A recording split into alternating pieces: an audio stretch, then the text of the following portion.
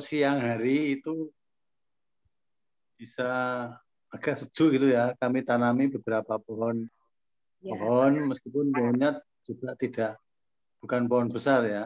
Ini ada alpukat, ada beberapa tanaman yang buah, tapi ada termasuk ada mangga, tapi mangga itu nantinya bisa besar ya.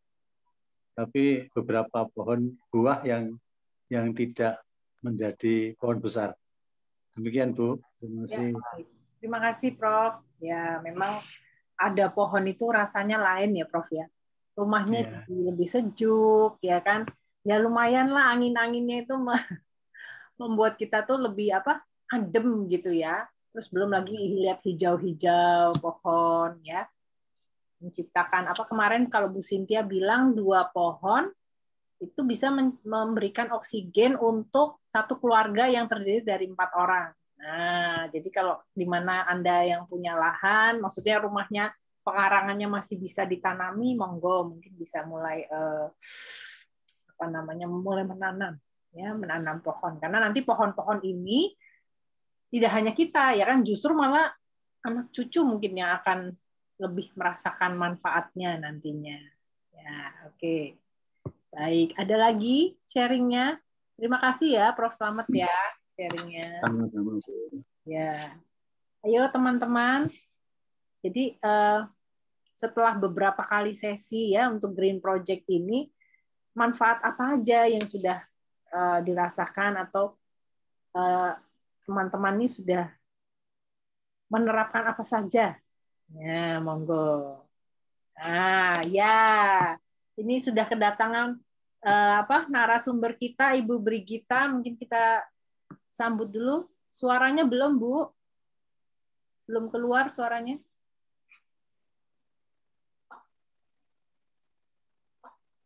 Selamat malam, Bu Brita. Mungkin belum di-connect audionya, Ibu. Sudah ya? Nah, iya, baiklah. Maaf, terlambat. Saya siap push up. Oke. Baik ya, baik. Terima kasih Bu Brita. Mungkin ini saya ceritakan dulu sekilas tentang Ibu Brita ya, panggilannya Ibu Brita. Nah, ibunya Ya, boleh. Isworo. Ya. Kita manggilnya Bu Brita ya, supaya karena malam hari ini narasumber kita ini adalah seorang wanita tangguh. Ya, wanita tangguh. Ya. Saya mau cerita sedikit nih, cerita dari Bu Brita sebelum nanti beliau akan men-sharingkan sebenarnya tentang konsumsi. Jangan beliau dong, nggak enak beliau. Ya. Biasa aja. Gitu ya. Baik, Bu. Jadi Ibu Brita ini namanya adalah Ibu Brigita Isworo Laksmi. Bagus ya namanya ya. Kelahiran Solo 6 Juli 1961. Wah, ini yang Wong Solo. Ini ada temannya ternyata ya. Lalu pendidikan beliau, ya Bu, biasanya beliau sih Bu, saya nyebutnya. Aduh, serem. Oke, pendidikan Ibu, Geofisika dan Meteorologi, ITB, S1, lalu Filsafat Lingkungan, STF, Biarkara, S2-nya Ibu ya. Lalu bekerja sebagai wartawan Kompas, wah ini ya media besar, sangat besar ya, dari tahun 1988 sampai 2019 terakhir di Desk Humaniora, menulis isu-isu terkait lingkungan hidup, perubahan iklim, masyarakat adat, dan juga iptek. Ya. Editor Desk Humaniora untuk lingkungan dan iptek dari tahun 2007 sampai 2012. Lalu Fellow Green Faith 2021. Anggota The Climate Reality Project yang didirikan Al Gore. Wah, keren Ibu ya. Sejak 2008. Anggota Dewan Penilai pada penghargaan KLHK, ya, Kementerian Lingkungan Hidup dan Kehutanan Green Leadership untuk kepala daerah dalam kurung Nirwasita Tantra dari tahun 2016 sampai sekarang. Anggota Dewan Pertimbangan Sekolah Adiwiyata KLHK dari 2016 sampai sekarang. Anggota Dewan Pengarah Proklim KLHK 2020 sampai 2024. Selamat bertugas Bu ya. Anggota Board GEF SGP dari 2018 sampai sekarang, dan juga Fellow C13 LEAD Leadership for Environment and Development. Baik. Demikian sekilas info mengenai Ibu Brigita Isworo. Mungkin langsung saja waktunya kita persilakan untuk Ibu Brigita supaya sharing ke kita tentang konsumsi berkelanjutan malam hari ini. Silakan Ibu Brita, terima kasih. Oke, pertama-tama saya ucapkan selamat malam pada semua yang hadir di sini dan terima kasih sudah diperbolehkan untuk share. Ini share aja ya, saya bukan guru di sini. Nah, Mbak, saya khawatir kok, saya lihat kok nggak ketemu, saya kirim sebentar, bisa nggak ya ke Mbak Yovita? Nanti saya akan share tentang sebenarnya bukan konsumsi berkelanjutan, yang ada di pikiran saya waktu itu adalah tentang bagaimana pangan berkelanjutan yang berkaitan langsung dengan perilaku kita. Karena kalau nanti konsumsi berkelanjutan jadi luas sekali. Mbak, boleh saya ini nggak ya? Ibu, sebentar. Gimana? Biasanya bisa sebentar. Harus dibuka dulu kan itunya. Ya, dibuka dulu ya. filenya. Ya. Share screen. Ibu sudah jadi co-host, sekarang sudah bisa share screen. Iya. Oke. Sebentar. Show. Slideshow. Oke. Tapi kok nggak bisa ya. Oke. Pilih Ya, yang sebentar ya. Saya sudah pilih share screen tapi tadi tidak nongol itunya. Tidak nongol. Oke, sekarang udah nongol. Okay. Baik, ini saya batasi untuk apa yang berhubungan dengan perilaku kita ya, karena ini konteksnya juga dengan komunitas kita. Oke. Oke, silakan Ibu.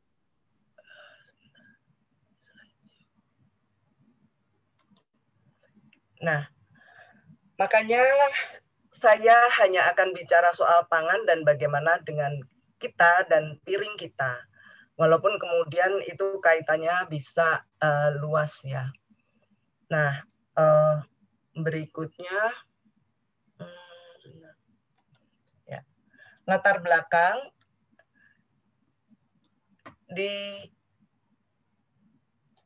PBB sudah mencanangkan soal SDGs, pembangunan tujuan pembangunan berkelanjutan yang hendaknya semua targetnya itu dicapai pada tahun 2030, ada 17 target. Nah, target 12.3 itu isinya adalah bagaimana mengurangi separuh angka kehilangan pangan, food loss, dan sampah pangan, food waste, per kapita secara global pada level produksi, eceran, dan konsumsi. Maksudnya dari rantai produksi dan kemudian juga konsumsi. Karena ternyata di dunia ini, sebentar, nggak kelihatan.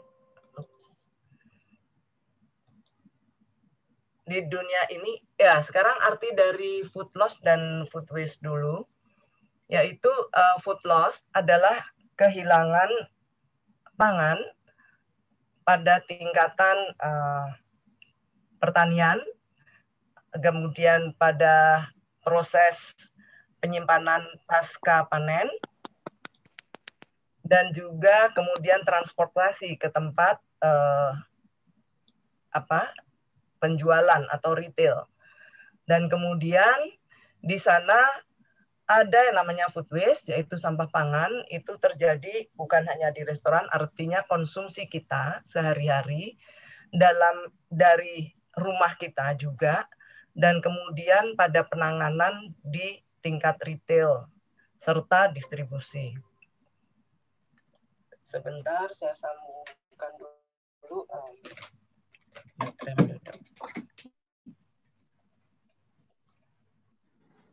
Baterai.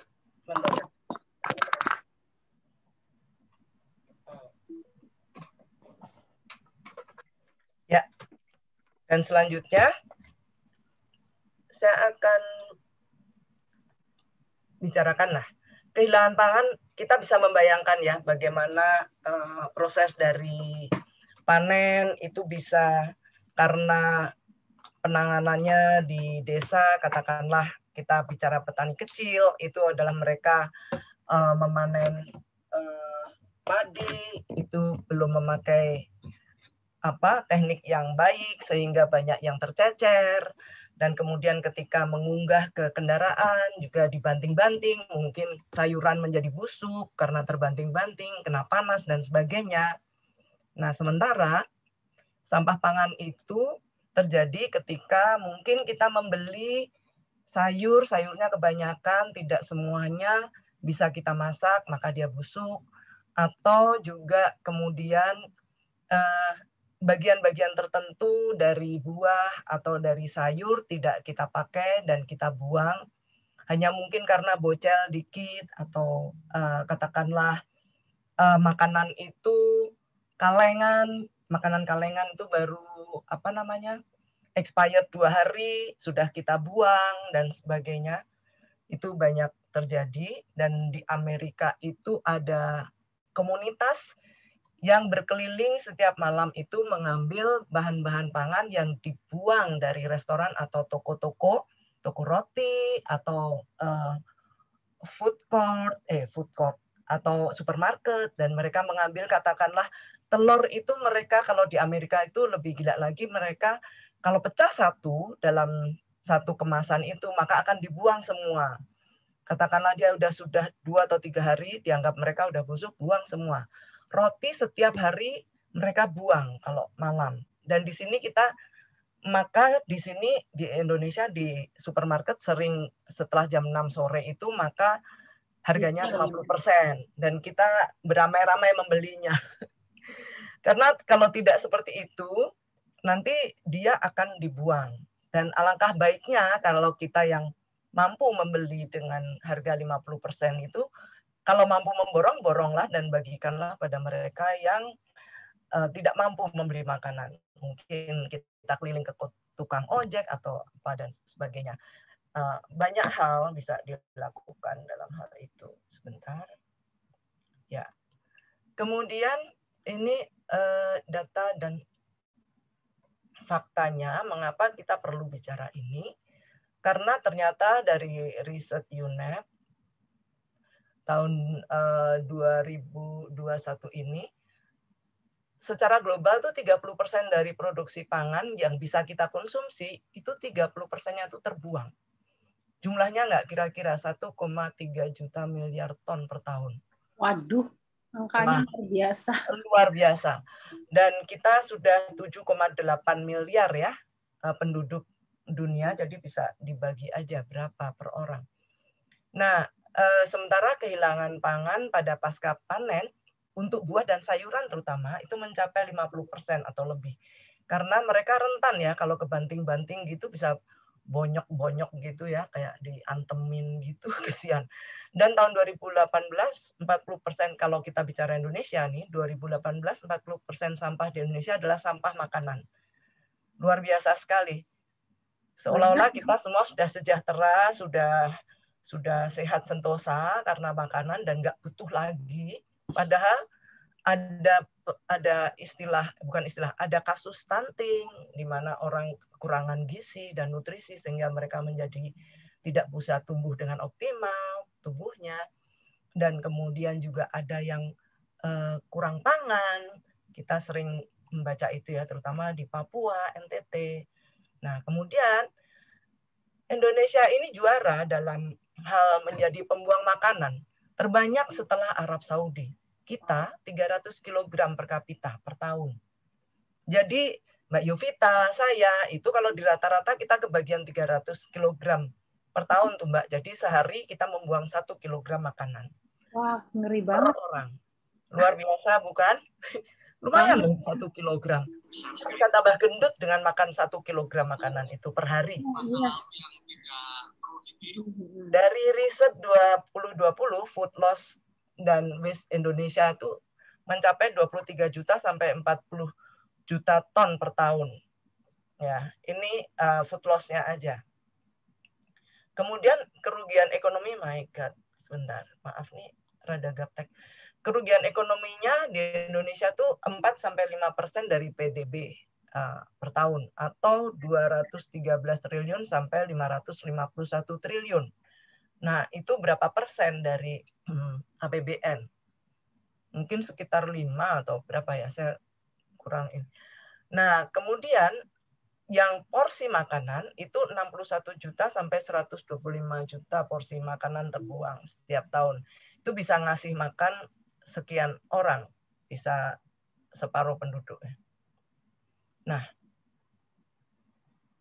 maaf, ups, kenapa ke sini? Apa Bu? Nah, kemudian dari food loss dan food waste itu dampaknya terhadap perubahan iklim adalah perubahan iklim disebabkan oleh gas rumah kaca, yaitu gas karbon. Maka seharusnya kita tuh tidak semakin menekan pelepasan gas karbon, tapi kita justru melepaskan gas karbon ke atmosfer itu sekitar 1.700 megaton emisi gas setara karbon per tahun. Nah, peningkatan loss and waste ini setiap tahun rata-rata 3,19% per tahun untuk Indonesia. Bukannya turun, tapi makin meningkat. Nah, penyebabnya mengapa? Ya, karena kurang bagusnya handling tadi seperti yang saya ceritakan di depan.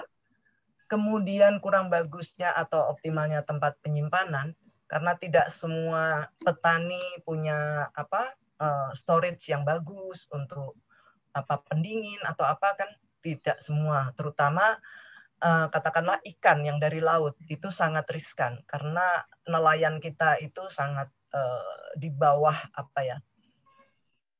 kemampuannya itu di bawah standar, sehingga mereka setiap kali dalam lelang tuh harus habis. Kalau enggak, mereka konsumsi. Kalau enggak, akan busuk. Perilaku konsumen, itu kita-kita yang seringkali mengambil kelebihan porsi dan lain-lain. Ini masih ada dan lain-lainnya.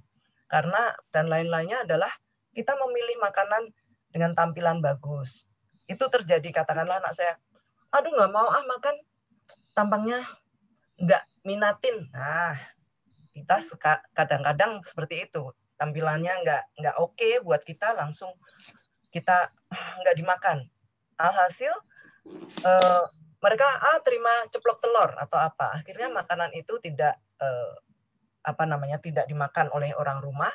Kalau kita memiliki waktu dan memiliki kemauan, maka itu bisa kita berikan pada orang-orang di sekitar kita. Katakanlah satpam kampung, atau kita jalan sedikit kasih ke tukang gojek. Tapi saya rasa hal seperti itu 1 di antara 1.000 atau 1 di antara 10.000 orang yang akan melakukannya. Dan kemudian perilaku konsumen yang seringkali hanya mengonsumsi karena gengsi. Dia lihat makanan itu, dia lihat, oh ini adalah katakanlah makanan asing gitu. Wah itu keren, di resto yang keren. Udah, yuk kita masuk ke resto keren gitu. Masuk ke resto keren, katakanlah makanan Meksiko, makanan Prancis, makanan Vietnam atau Thailand. Karena keren, karena itu adalah gaya hidup, karena itu berkelas menurut beberapa orang gitu. Nah, itu mereka memesan makanan, ketika cicip, terlalu pedas, terlalu asam, terlalu apa yang nggak cocok. Akhirnya dimakan sedikit dan itu menjadi waste. Ya, tidak diminta bungkus karena gengsi dan lain-lain. Nanti ada ceritanya lagi itu. Nah, hal-hal seperti itu secara tidak langsung kita sebenarnya itu menghancurkan bumi kita, karena tadi menyebabkan perubahan iklim dan kemudian juga menyebabkan pencemaran pada tanah. Kalau kita membuang sampahnya juga sembarangan. Ini yang saya uraikan ini adalah sambungan dengan yang kemarin memilah sampah. Nah, kalau kita melakukan itu, kita bisa merusak badan air, bisa merusak tanah, dan sebagainya. Nah, ini dampaknya ya. Sampah makanan itu mengeluarkan gas metana. Kalau busuk, dia bau busuk itu gas metana. Gas metana itu kelakuannya lebih buruk 100 kali daripada gas karbon. Dalam menangkap panas matahari, dia tuh lebih ganas. Dan gas-gas ini itu menghilangnya dari bumi itu bisa ratusan tahun, bisa puluhan tahun. Nah, kemudian kita membuang-buang air karena pada saat kita memasak makanan, kita butuh mencuci, kita butuh merebus. Mencuci bukan hanya bahan sayuran, tapi juga alat-alat masak dan sebagainya. Jadi air yang kita gunakan, saya juga belum pernah mengukur, tapi rasanya kita perlu mengukur berapa sih air yang kita butuhkan untuk menghasilkan katakanlah 3 porsi sambal goreng krecek gitu. Dan kemudian juga membuang energi karena kita memakai gas.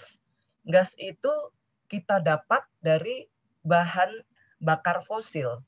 Karena gas itu dan katakanlah pakai minyak atau pakai gas itu diambil dari tambang. Dan tambang itu merusak habitat, merusak ekosistem, merusak lingkungan.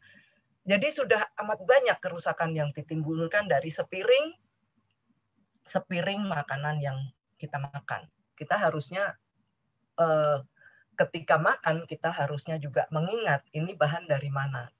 Kita harus mengingatnya adalah dari hulu, benar-benar hulu dari semua yang tersaji di makanan, dan hulu dari proses yang kita jalani. Katakanlah air, hulunya apa? Ya hulunya adalah hujan. Nah, kalau perubahan iklim terjadi akibat gas metana tadi, yang kita buang sampah tadi, akhirnya hujannya tidak tentu, air tanah juga menjadi sangat kurang, sementara kita membuang-buang air dalam proses memasak.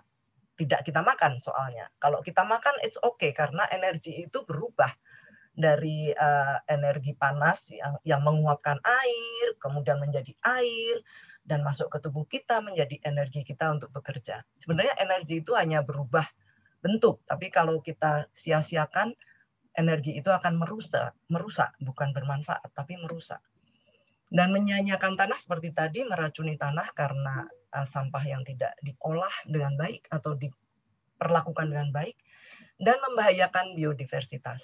Jelas kalau sampah kita itu merusak lingkungan, maka hewan dari yang paling kecil sampai hewan yang gede, mungkin dia makan makanan busuk atau terkena makanan busuk atau apa, semua bisa rusak. Dan kemudian juga tanah juga bisa rusak akibat pembuangan makanan yang careless atau tidak kita satu lagi membahayakan biodiversitas karena kita makan banyak tapi tidak masuk ke perut, tapi kita membeli banyak, maka produsen akan tertarik untuk menyediakan lebih banyak lagi karena berapapun yang dia sediakan akan kita serap, walaupun tidak jadi makanan, tidak jadi energi buat kita berproduksi, kita bekerja, kita bermanfaat buat orang lain, ternyata tidak. Ternyata kita membeli hanya untuk dibuang lagi. Nah, itu sudah lihat Seaspiracy? Nah, disitulah kayak perburuan ikan yang luar biasa, besar-besaran. Sampai saya saja melihat film itu baru 15 menit saya matikan. Saya tidak tega. Kemudian katakanlah biodiversitas, kita pingin katakanlah kopi, atau kita pingin lagi model lada waktu itu permintaannya tinggi sekali. Apa yang terjadi di daerah Sulawesi itu, di pulau daerah Luwu, itu masyarakat menghancurkan biodiversitas kebun-kebun yang beragam-ragam tanamannya tuh dihancurkan semuanya, ditanami lada. Akhirnya harga jatuh dan mereka miskin lagi. Hal seperti itu terjadi terus-menerus, membahayakan biodiversitas dan juga berdampak pada sosial ekonomi. Mungkin harus ditambahkan di sini. Nah, buang-buang makanan juga punya aspek humanity ya, kemanusiaan ya. Karena ketika kita membuang makanan, kita seakan-akan lupa bahwa di NTT banyak orang kelaparan. Di Papua ada anak-anak yang stunting, tapi kita dengan enak, ini nggak kepake, ini tampangnya nggak bagus dan sebagainya. Jadi ada aspek sosial, ada aspek kemanusiaan dan lain-lain sebenarnya dalam sepiring makanan kita itu. Maka bagaimana kita harus memperbaiki perilaku kita? Pertama, kosongkan piring kita dengan menghabiskan makanan. Kegiatan saya kalau dalam pesta perkawinan, saya jarang sekali makan di pesta perkawinan karena saya lebih suka melihat di bawah kursi. Coba deh sekali-sekali, longok bawah kursi. Maka kita akan melihat piring-piring dengan gundukan-gundukan makanan. Dan ketika kita melihat orang mengantri dan mengambil makanan, kita akan melihat bergunung-gunung makanan. Keren-keren sih orangnya, tapi mengambilnya bergunung-gunung dan 2-3 sendok dia taruh. Itu rasanya gimana ya? Kalau saya jadi MC, saya akan bilang begini, mohon mengambil makanan secukupnya sesuai dengan yang Anda bisa habiskan. Mungkin harus begitu. Atau di meja panjang itu harus ada orang yang mengingatkan, maaf Bu, ambil secukupnya. Saya pikir hal seperti itu akan baik, karena itu juga mengedukasi orang-orang kita dan menyadarkan. Dan kemudian jadilah kita seksama dan teliti dalam mengamati pola konsumsi pangan dalam keluarga kita sendiri melalui proses coba-coba. Ini yang saya maksud adalah kita lihat kalau sehari ini saya pakai berapa? 0,5 liter nasi. Ternyata sore aku pergi, aku nggak makan dan sebagainya. Anak kita bilang begitu. Kita lama-lama akan tahu berapa sih. Terus terang kalau di keluarga saya itu makan nasinya sedikit, maka 1 cintung aja itu bisa nggak habis, bisa nggak habis. Gitu. Saking takutnya kekenyangan atau apalah nggak tahu, tapi seperti itu. Jadi saya udah tahu 1 cintung itu habis untuk siang dan malam. Nah kemudian bagaimana kita seoptimal mungkin memanfaatkan bahan pangan. Jadi dimasak semaksimal mungkin. Misalnya kalau motong bayam ya jangan panjang-panjang lah buntutnya. Kita potonglah yang memang benar nggak bisa kita makan. Dan pilah, saya terus terang baru memulai memilah sampah organik itu. Artinya sayur-sayur disendirikan. Karena baru dapat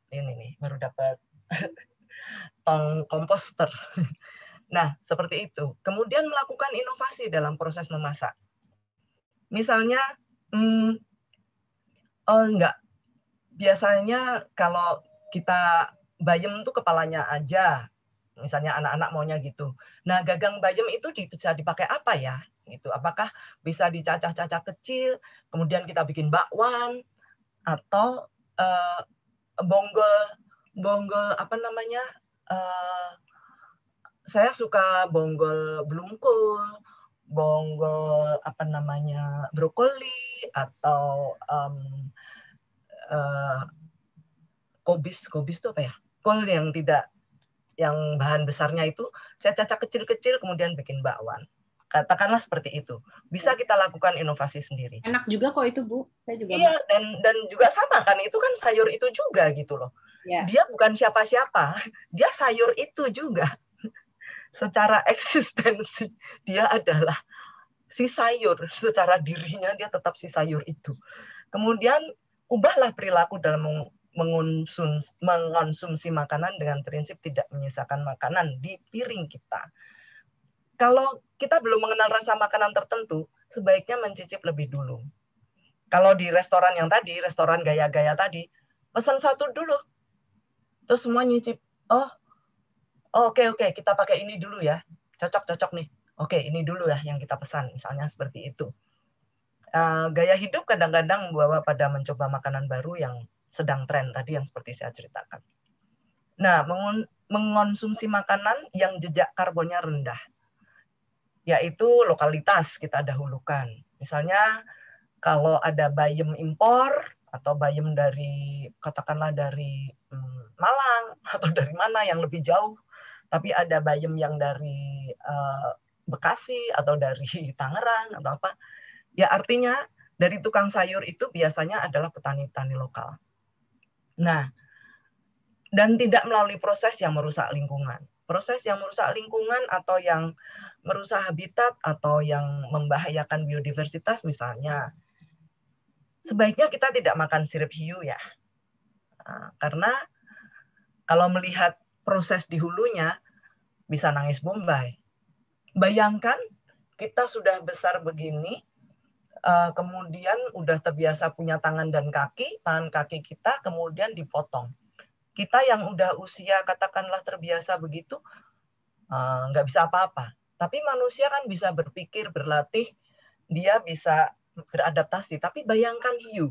Hiu itu alat hidup loh, sirip itu alat hidup. Dia tidak akan bisa beradaptasi tanpa sirip. Dan mereka hidup-hidup, dipotong siripnya dan dibuang. Begitu saja, dan mereka bergelimpangan di dasar laut, tidak bisa apa-apa. Itu kematian yang mengerikan sekali. Mengonsumsi, udah ya, kemudian, udahlah, jangan bicara sedih-sedih. Tapi sebaiknya kita memang... Tapi realitanya memang demikian, Bu. Iya, justru itu. Saya tidak berpanjang kata, mari kita mengatasi kebodohan batin. Saya mendapatkan istilah ini, saya senang sekali. Dari seorang Bante yang kemarin itu sharing soal lingkungan juga. Kebodohan batin itu muncul dalam wajah gengsi. Ingin dipandang kita itu masuk kelas tertentu atau dipandang sebagai orang mampu untuk membeli makanan tertentu, makanan yang sedang tren, restoran yang sedang trending. Nah, kemudian dalam wajah malu membawa pulang sisa makanan kita di restoran. Saya share ini, saya tidak mengada-ada. Kalau di kantor kita makan rame-rame, dan kemudian saya bilang ke teman-teman, kalau tidak habis nasinya, paruan sama aku yuk. Gitu. Kalau nasinya itu pisah, paruanlah kita. Nasi saya yang utuh, saya bawa pulang. Wah, udah kaya, suka diledek-ledek seperti itu. Udah kaya, istilahnya udah kaya, masih bawa pulang nasi. Saya bilang begini, kalau saya taruh di dapur, belum tentu mas-mas yang di dapur itu membawa pulang. Mungkin mereka careless karena satu kantor itu kan banyak sisanya gitu. Mereka udahlah blok buang. Saya bilang, enggak, nih kalau di rumah saya akan bikin nasi goreng besok pagi. Saya tidak malu membawa seimprit makanan pun, saya nggak malu. Saya bilang, saya pengen lebih kaya, saya bilang gitu, untuk bercandain mereka. Saya pengen lebih kaya dengan makanan yang sedikit ini, karena kalau saya sisakan, dia hanya akan menjadi sampah, saya bilang gitu. Dan marilah kita mengatasi ketidakmampuan mengendalikan sifat lapar mata. Mengambil segala rupa dalam jumlah banyak, lapar mata. Kalau orang Muslim bilang apa tuh? Adalah istilahnya itu. Nah, seperti itu. Baik, hanya sekian sharing saya. Ini sifatnya sharing. Saya akan berterima kasih kalau ada yang memberi tambahan atau kita bisa berbicara lebih dalam lagi, karena itu akan mempengaruhi jiwa kita ya. Nah, Atma namaste. Namaste. Wah, terima kasih sekali nih Bu Brita nih. Wah, saya ternganga-nganga ini melihat presentasinya Ibu Brita ya, karena ternyata luar biasa sekali gitu loh. Kita ini menyumbang banyaknya sampah dari makanan saja ya. Ini tadi coba saya lihat lagi, ternyata 1,3 juta miliar ton per tahun loh itu sampah makanan. Ya, di mana Indonesia merupakan pembuang makanan terbanyak di dunia setelah Arab Saudi dengan 300 kilo per kapita. Jadi setiap setiap kita masing-masing ini 1 kilo per hari kurang lebih ya Bu Brita ya. Ya, betul. Waduh. Betul. Saya lebih baik ya begitulah. Saya speechless. Mungkin ada dari Bapak Ibu yang mau menanyakan mengenai ini apa namanya? Menambahkan ya. Sebagainya. Monggo silakan. Langsung ke narasumbernya Ibu Brigita ini. Ya, ini Mbak Laksmi menanyakan, penanaman padi itu menghasilkan gas metan yang lebih berbahaya dari karbon. Lalu apakah sebaiknya kita tidak makan nasi? Bagaimana ini Bu Brigita? Bu Brita, silakan. Yang menghasilkan gas metan di apanya? Di sersahnya, di sampahnya ketika dia memotong padi. Maka maka yang harus dilakukan, dan sebenarnya Indonesia memiliki beberapa langkah ya. Artinya bagaimana penanganan maka pangan dari mulai hulu, dari mengurangi food loss-nya, dari penanamannya, dari pasca panennya, dari handlingnya ke transportasi. Nah, itu Indonesia sudah memiliki program untuk mengurangi emisi dengan katakanlah efisiensinya, dengan memberikan teknologinya, dan di situ sudah dipikirkan oleh Bappenas dan Kementerian Pertanian. Dalam diskusi kemarin saya mendengarkan itu, memang sudah ada, pemerintah sudah ada program-program itu, dan tujuannya adalah LCDI, Low Carbon Development. Nah, itu Low Carbon Development yang sedang digalakkan di Indonesia itu adalah dalam setiap proses, pada setiap aktivitas ekonomi, maka emisinya harus diturunkan.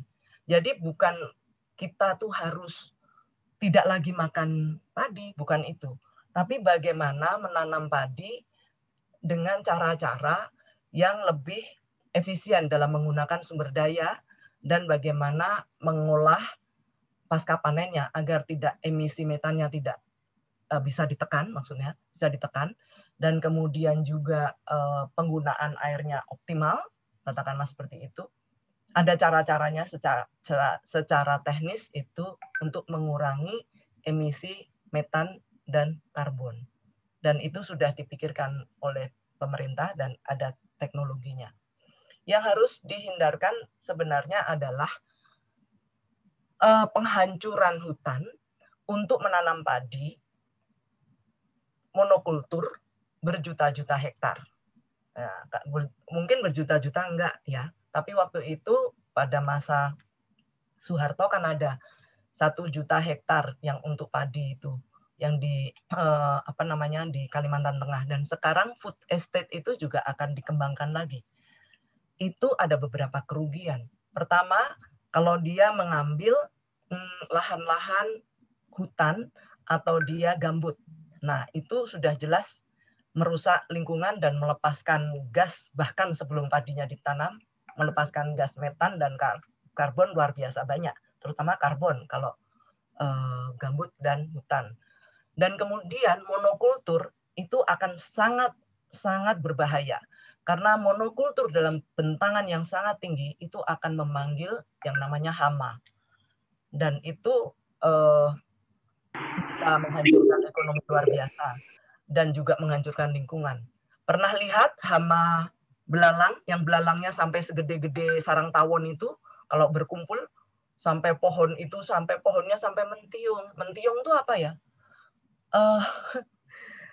Melengkung ke bawah karena penuh dengan belalang. Itulah kalau ada hama, dan itu diakibatkan oleh penanaman monokultur.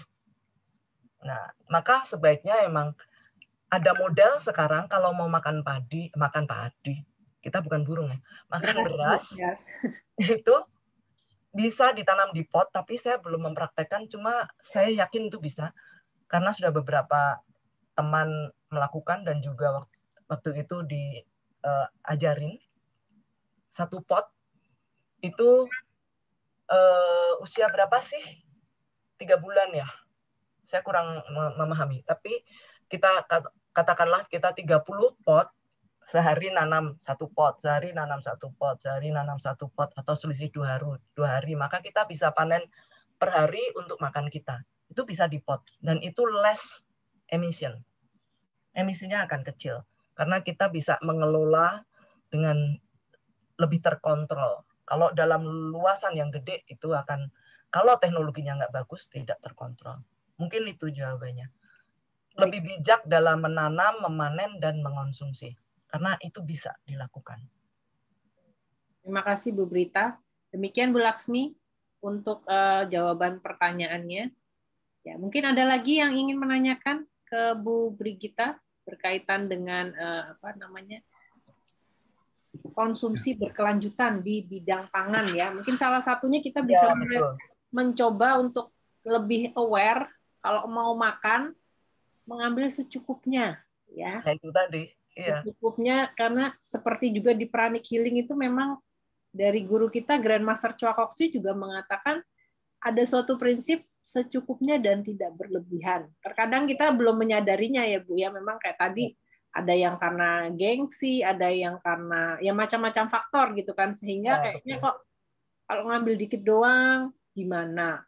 Kalau makannya sampai licin banget piringnya gimana gitu kan?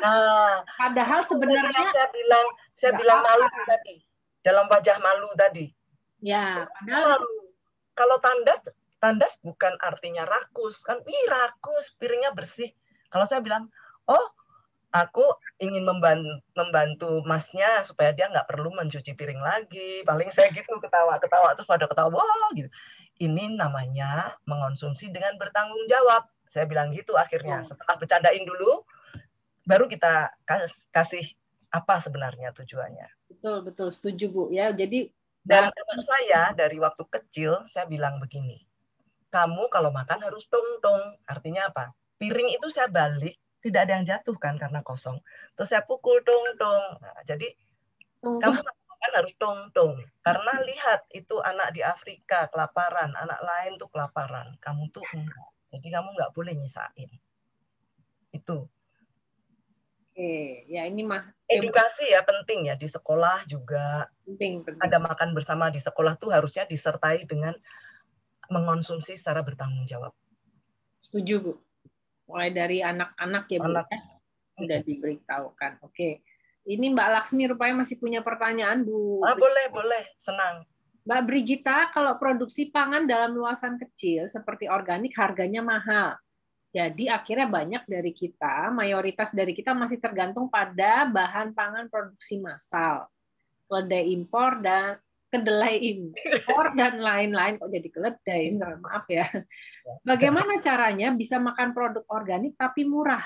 Nah, ini ada saran gimana nih? Nah, ini sebenarnya juga begini. Terus terang teman saya juga mempertanyakan, kalau organik itu kan harusnya nggak mahal, karena dia tidak beli pupuk. Ya, itulah namanya harusnya, itu ekonomi sirkular. Si penanam itu sudah punya kompos sendiri. Komposnya dia bikin dari sisa-sisa panen dia bikin kompos. Komposnya untuk pupuk organik. Mestinya memang tidak mahal. Nah, mengapa mahal?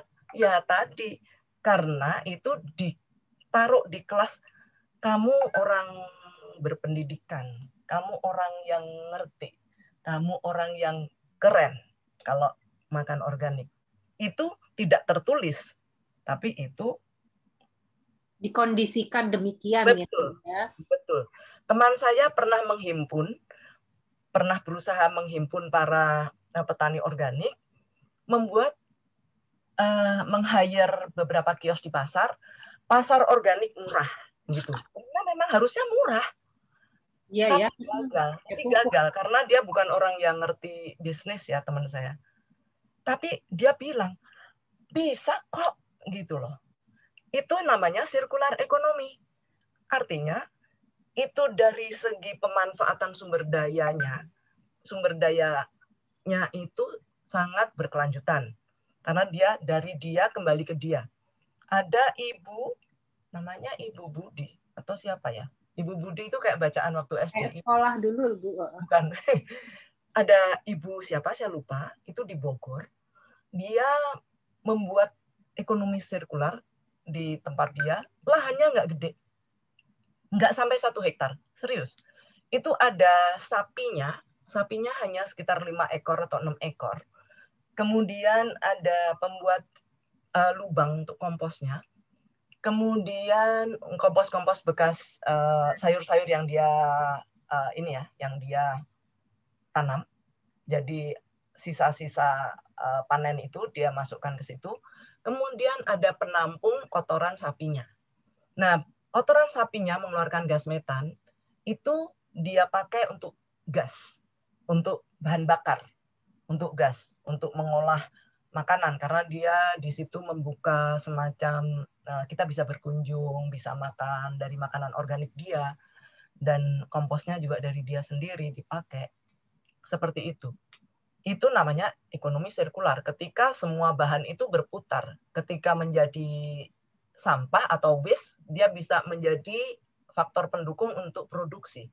Nah, itu ekonomi sirkular itu yang harusnya didorong gitu. Sebenarnya saya setuju sekali bahwa organik itu seharusnya tidak mahal. Karena dia ekonomi sirkular. Artinya dia tidak membeli apa-apa, sumber dayanya dia hasilkan sendiri, dia pakai lagi, dia hasilkan lagi, dia pakai lagi, minimal. Dia membeli dengan sangat minimal. Saya setuju. Artinya kebijakan ya. Di sini peran kebijakan. Bagaimana kebijakan itu katakanlah memberi HET, harga eceran tertinggi untuk produk organik. Seharusnya yang memakai pupuk itu adalah mahal. Tapi mengapa yang pakai pupuk itu justru diberi subsidi? Yang organik tidak diberi subsidi. Ya, bayangkan. Dan jangan salah ya, kalau kita mengira bahwa petani menjadi ringan bebannya karena ada subsidi untuk pertanian, salah. Karena subsidi itu diberikan pada pabrik pupuk. Oh, okay. Nah, belum pada tahu kan, subsidi itu diberikan pada pabrik pupuk. Sementara petani membeli harga pupuk itu ya sesuai dengan HET yang ditetapkan pemerintah. Nah, HET sendiri itu adalah negosiasi antara pemerintah dengan pengusaha pupuk. Sering, lihatlah, carilah petani menjerit harga pupuk naik, itu sudah banyak sekali. Dan mereka akhirnya berhutang ke kios, dan kemudian kalau ada pupuk baru, dibilang ini pupuk harganya tinggi tapi kamu dapat kupon loh. Nanti kalau undiannya kamu dapat, kamu bisa naik haji. Itu yang terjadi di lapangan. Baik. Jadi petani nggak akan pernah kaya. Petani nggak akan pernah kaya. Petani biasa yang gurem nggak akan pernah bisa kaya dengan kebijakan seperti ini. Oke. Baik. Terima kasih Bu Brita. Ini ada pertanyaan lagi ya dari Ibu Ana. Mau menanyakan, kalau membeli bahan makanan kan kita tetap ingin yang kondisinya terbaik, Bu. Yang lebih segar, yang tampilannya baik. Apa ada opsi lain? Karena tadi kan kita kan inginnya, kan pasti kan milihnya sing apik ya Bu ya. Oh iya, kecil dikit lah, nggak jadi ini. Nah, ini gimana Bu? Itulah yang saya kagumi dari kelompok vegan di Amerika itu yang waktu itu diwawancara oleh Oprah Winfrey. Mereka katakanlah bayem. Kita membeli di tukang sayur dengan di supermarket. Jelas di supermarket tuh udah gede-gede. Nah, harganya berapa kali lipat ya? 3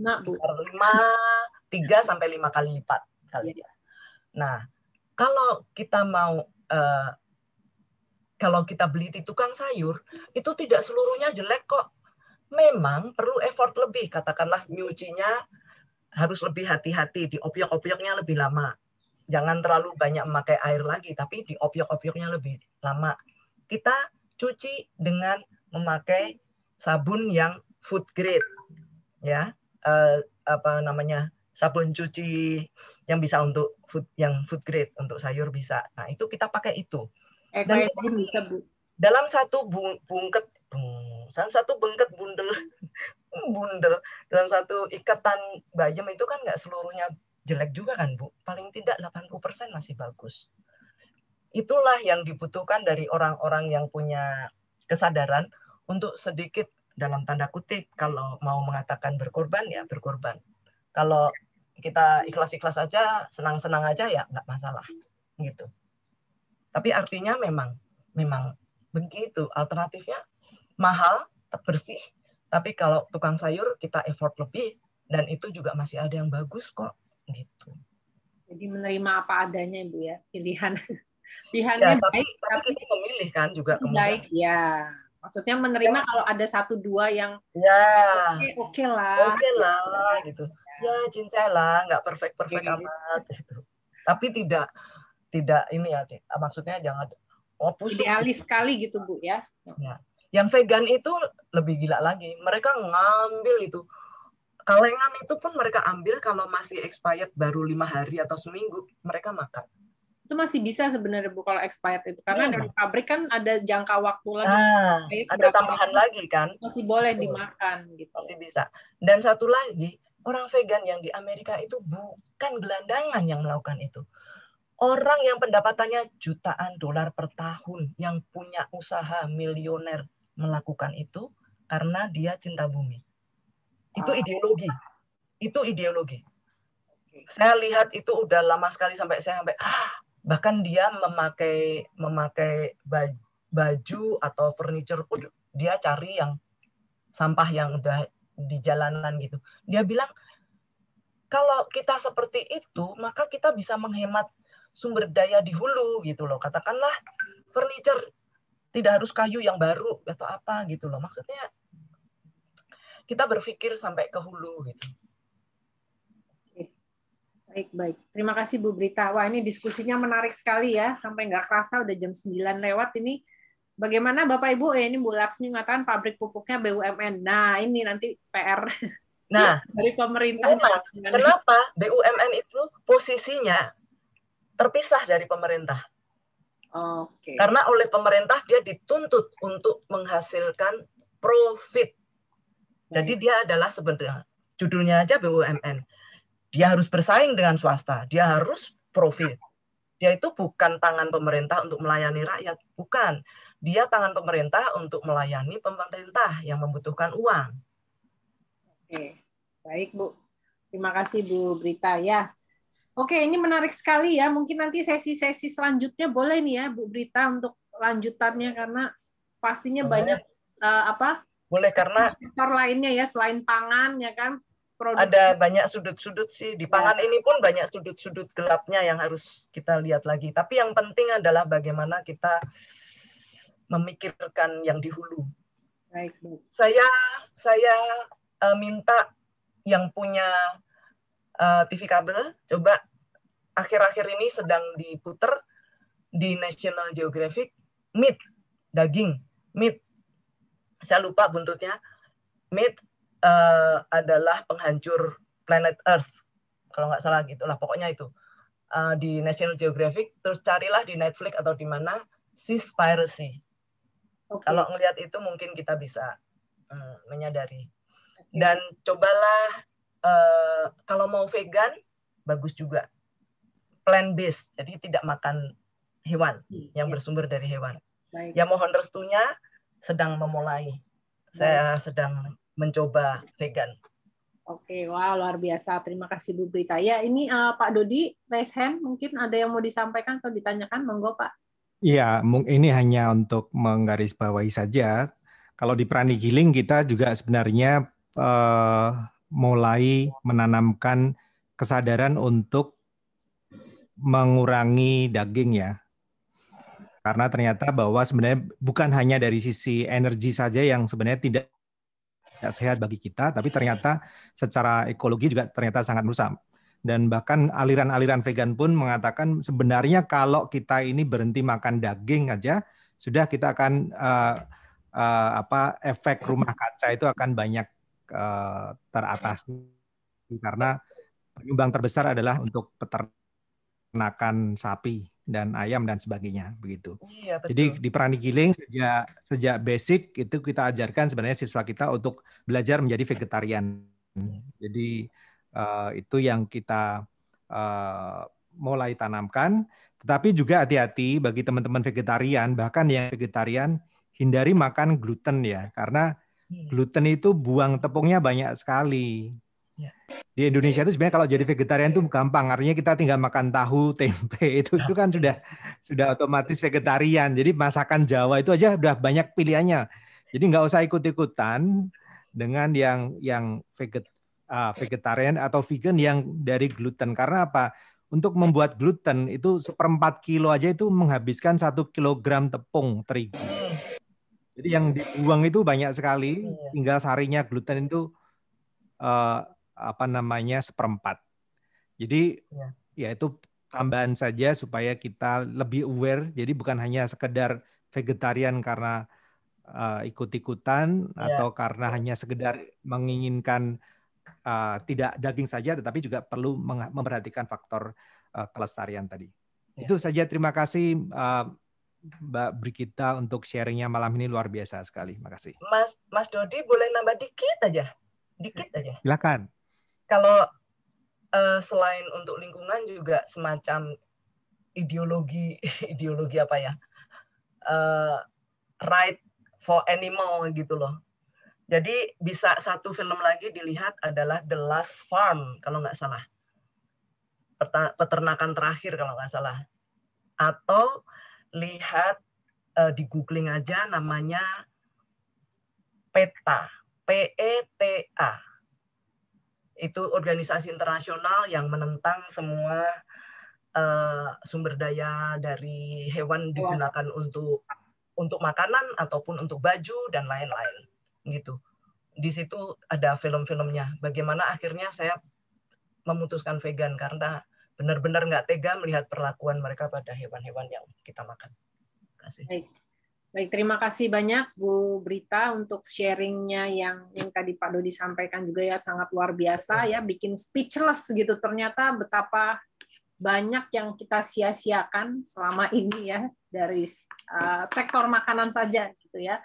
Dan memang tadi juga kita di Pranic Healing ini sebenarnya konsep-konsepnya untuk lebih mencintai bumi itu sudah diberikan ya sejak awal kita belajar tentang Pranic Healing ya.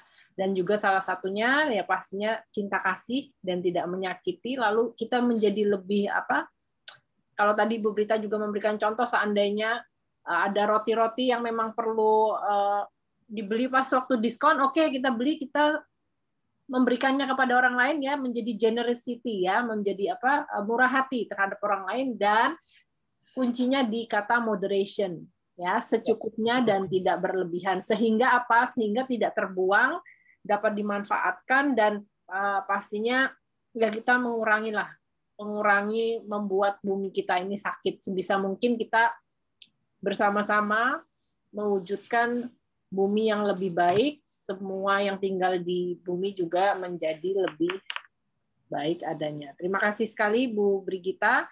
Semoga ada sesi-sesi lanjutannya ya. Oke, baik, ini Bu Laksmi. Saya ucapkan Bu Laksmi masih. Bu Laksmi bisa nanti ini japri. Iya. Oke, baik. Ya, ini hanya mungkin menyampaikan saja furniture recycle di Jakarta. Kita bisa lakukan ke Ciputat. Di sana banyak toko furniture yang melayani membuat mebel dari kayu recycle. Terima kasih untuk infonya Bu Laksmi. Ya. Baik, karena ini sudah jam 9:08. Top. Ya. Terima kasih. Terima kasih. Ya, terima kasih banyak Bu Laksmi. Kita akan lanjutkan dengan meditasi. Mungkin kita toilet break dulu 3 menit. Perlu toilet break atau mau lanjut ini Bapak Ibu? Saya coffee break. Coffee break. Toilet break dulu ya 3 menit. Cukup ya. Jadi jam 9:11 lalu kita akan kembali untuk meditasi Twin Hearts. Terima kasih Bu Brita dan juga teman-teman. Terima kasih semuanya sudah dibolehkan sharing. Ya, makasih Bu. Saya ikut meditasi. Oke, sip. Ya. Minum ya, Mbak? Ya, monggo, Bu.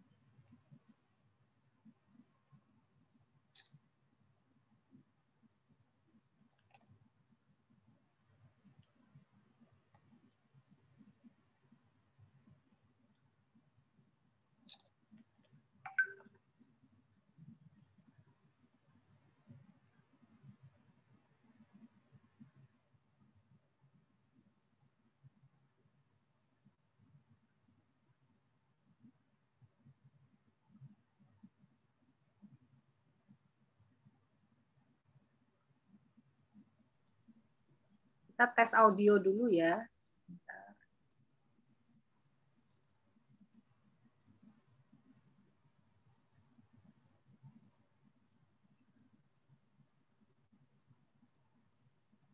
Bagus kok, Mbak.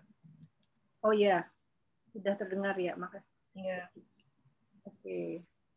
Apakah ada yang baru pertama kali mengikuti meditasi Twin Hearts? Atau sudah pernah semua? Kalau ada yang belum pernah, baru pertama kali ikut meditasi Twin Hearts, boleh angkat tangan.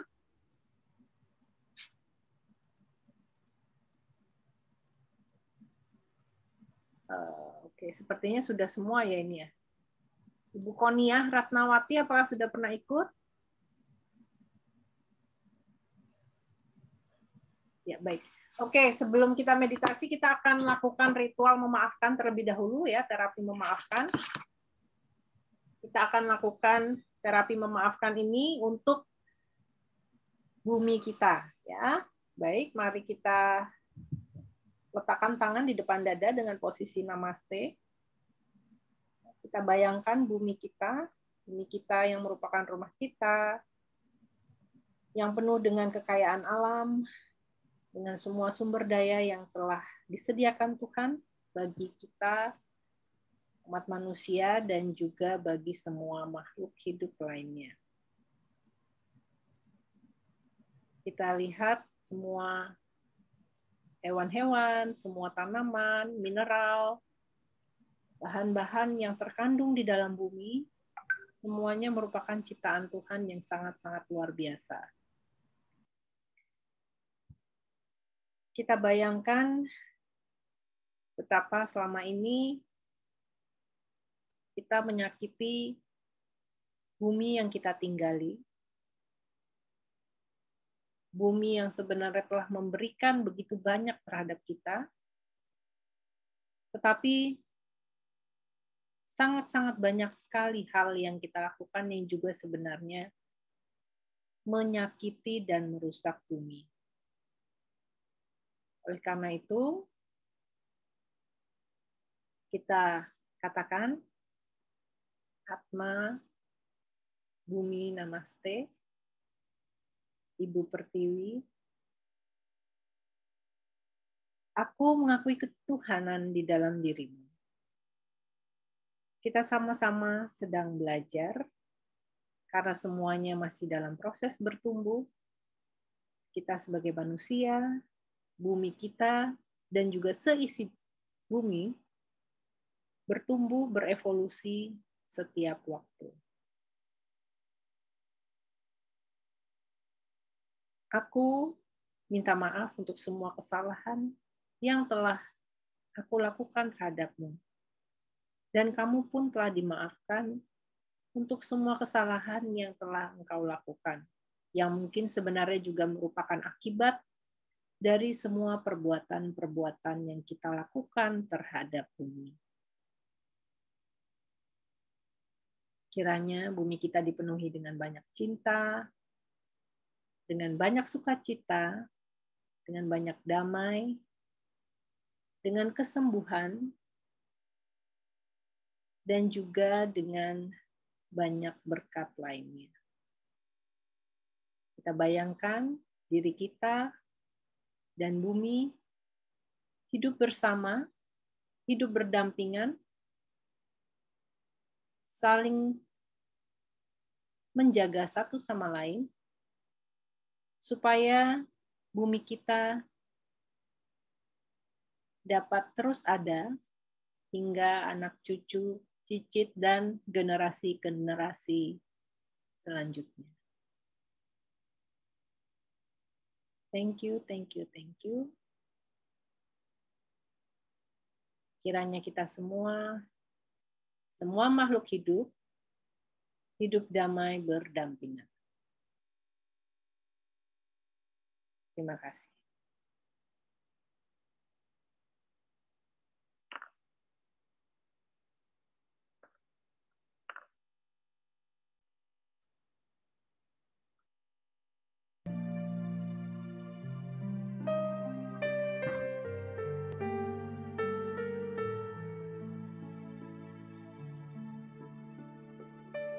This is Master Chua Kok Sui. Ini Master Chua Kok Sui. Let us invoke for divine blessing Mari kita memohon berkat ilahi to the Supreme God, kepada Tuhan Yang Maha Esa, to my spiritual teacher, kepada guru spiritualku, to all the spiritual teachers, kepada semua guru spiritual, holy masters, all the saints, Master Suci, semua orang suci, holy angels, malaikat suci, spiritual helpers, penolong spiritual, and all the great ones. dan kepada semua yang agung. We humbly invoke for divine guidance, Dengan rendah hati kami memohon bimbingan ilahi, divine love, cinta ilahi, for illumination, untuk pencerahan, for divine oneness, untuk kebersatuan ilahi, divine bliss, kebahagiaan ilahi, divine help, and divine protection. pertolongan dan perlindungan ilahi. We thank you in full faith. Kami berterima kasih dengan penuh keyakinan.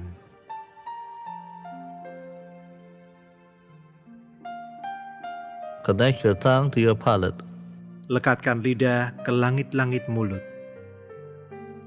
Recall a happy event. Kenanglah sebuah peristiwa yang membahagiakan. Take your time. Nikmatilah. Re-experience the exquisite feelings of sweetness, Rasakan kembali perasaan tentang keindahan, of tenderness, and of love. tentang kelemah lembutan dan cinta. You are smiling. Anda tersenyum, You are filled with love and happiness. Anda dipenuhi cinta dan kebahagiaan. Very gently and lovingly, smile at your heart center. Dengan lembut dan penuh kasih sayang, tersenyumlah kepada cakra jantung Anda. Your heart center is a being of love. Cakra jantung Anda adalah makhluk cinta. Gently and lovingly smile at your heart. Dengan lembut dan penuh kasih sayang, tersenyumlah kepada jantung Anda. Say words of love and sweetness to your heart. Ungkapkan kata-kata cinta dan keindahan kepada jantung Anda. Wait for the response. Tunggulah tanggapannya. Can you feel your heart center responding with love, with joy and bliss? Apakah Anda merasakan jantung Anda menanggapi dengan cinta, dengan sukacita dan kebahagiaan ilahi? The feeling is fantastic. Rasanya menakjubkan. Recall another happy event. Kenanglah peristiwa bahagia yang lain. Re-experience this happy event. Alami kembali peristiwa yang membahagiakan ini. Smile at your crown center. Tersenyumlah kepada cakra mahkota Anda. Your crown center is a being of divine love. Cakra mahkota Anda adalah makhluk cinta ilahi. Say words of love to this being of divine love. Ungkapkan kata-kata cinta kepada makhluk cinta ilahi ini. Lovingly and gently smile at your crown center. Dengan penuh kasih dan kelemah lembutan, tersenyumlah kepada cakra mahkota Anda. Wait for the response. Tunggulah tanggapannya. Can you feel your crown center responding with divine love and divine sweetness? Apakah Anda merasakan cakra mahkota Anda menanggapi dengan cinta ilahi dan keindahan ilahi? We are going to bless the earth with loving kindness. Kita akan menyalurkan berkat ke bumi dengan cinta kasih dan kebaikan. We will be using the prayer of Saint Francis of Assisi. Kita akan menggunakan doa Fransiskus Assisi. Raise your hands with your hands facing outward. Angkat kedua tangan Anda setinggi dada dengan posisi tangan menghadap ke depan. Imagine the earth in front of you, Bayangkan bumi di depan Anda the size of a small ball. seukuran bola kecil. Be aware of your heart Sadari jantung Anda and silently repeat after me. dan dalam hati tirukan kata-kata saya. Lord, make me an instrument of your peace. Tuhan, jadikanlah aku saluran damai-Mu. Feel the inner peace within you. Rasakan kedamaian batin di dalam diri Anda. Allow yourself to be a channel for divine peace. Izinkan diri Anda menjadi saluran damai ilahi. Feel the peace within you. Rasakan damai di dalam diri Anda. Let it flow through your arms, through your hands. Biarkan mengalir ke lengan, ke tangan. Gently and lovingly share this peace with the small earth in front of you.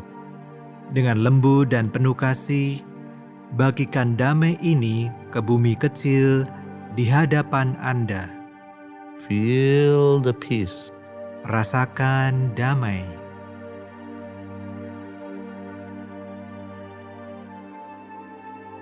Where there is hatred, let me sow love. Di mana ada kebencian, biarlah aku menabur cinta. Feel the love within you. Rasakan cinta di dalam diri Anda. Allow yourself to be a channel for divine love. Izinkan diri Anda menjadi saluran cinta ilahi. Feel this love within you. Rasakan cinta ini di dalam diri Anda. Feel this love flowing from your heart to your arms and to your hands. Rasakan cinta mengalir dari jantung ke lengan dan ke tangan, Going to the small earth in front of you.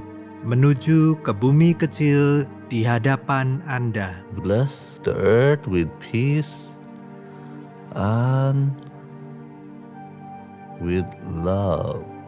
Berkati bumi dengan damai dan cinta.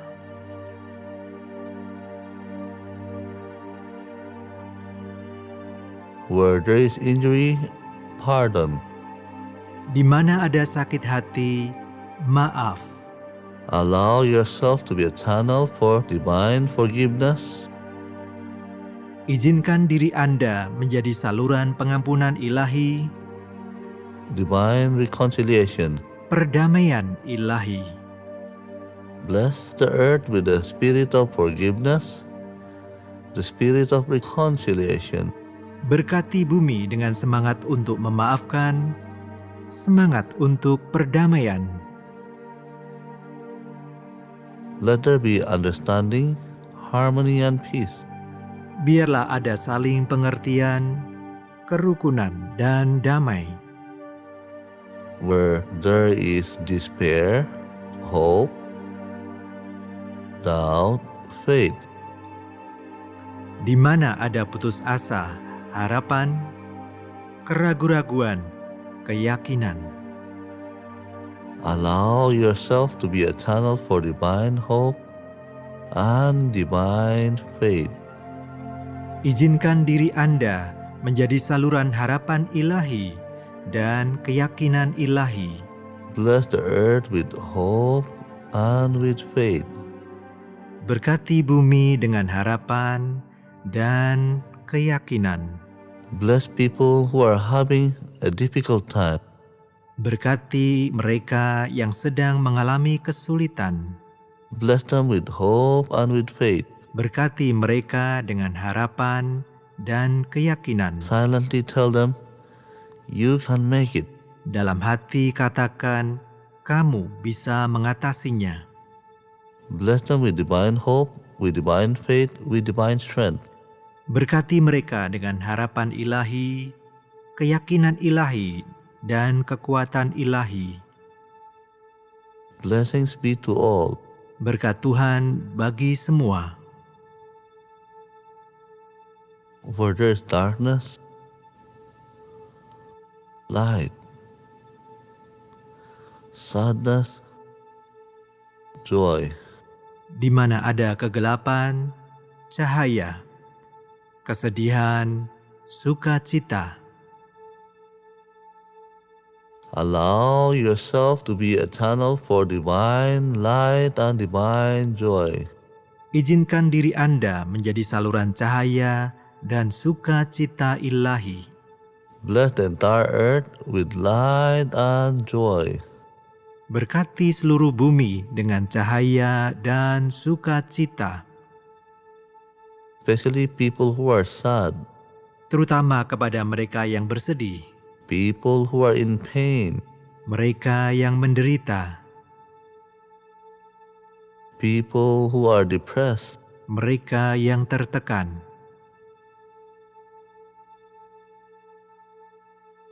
Fill them with light and joy.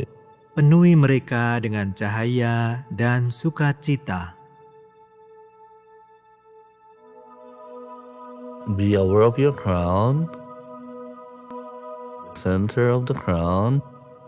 Sadari mahkota Anda, cakra mahkota Anda. Imagine the small earth in front of you. Bayangkan bumi kecil di hadapan Anda. And silently repeat after me. Dan dalam hati, tirukan kata-kata saya. From the heart of God, dari sanubari ilahi, let the entire earth be blessed with loving kindness. Biarlah seluruh bumi diberkati dengan cinta kasih dan kebaikan. Feel the divine love and the divine kindness. Rasakan cinta kasih ilahi dan kebaikan ilahi.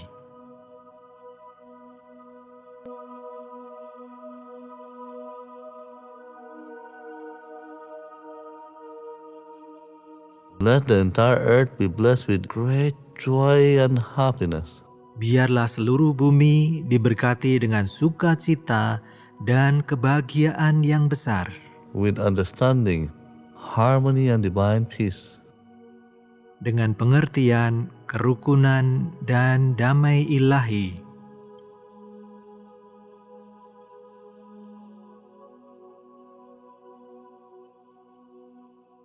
With goodwill and the will to do good. Dengan kehendak baik dan kemauan berbuat baik. Imagine people are not only talking about doing something good, but actually acting out this goodness. Bayangkan orang-orang tidak hanya berbicara mengenai perbuatan baik, melainkan benar-benar melakukannya.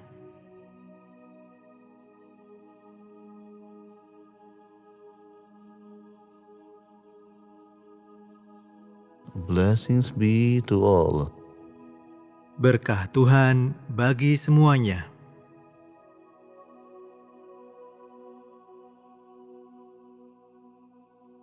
Be aware of your heart, your crown. Sadari jantung dan mahkota Anda. Simultaneously, imagine the earth in front of you. Secara bersamaan, bayangkan bumi di hadapan Anda.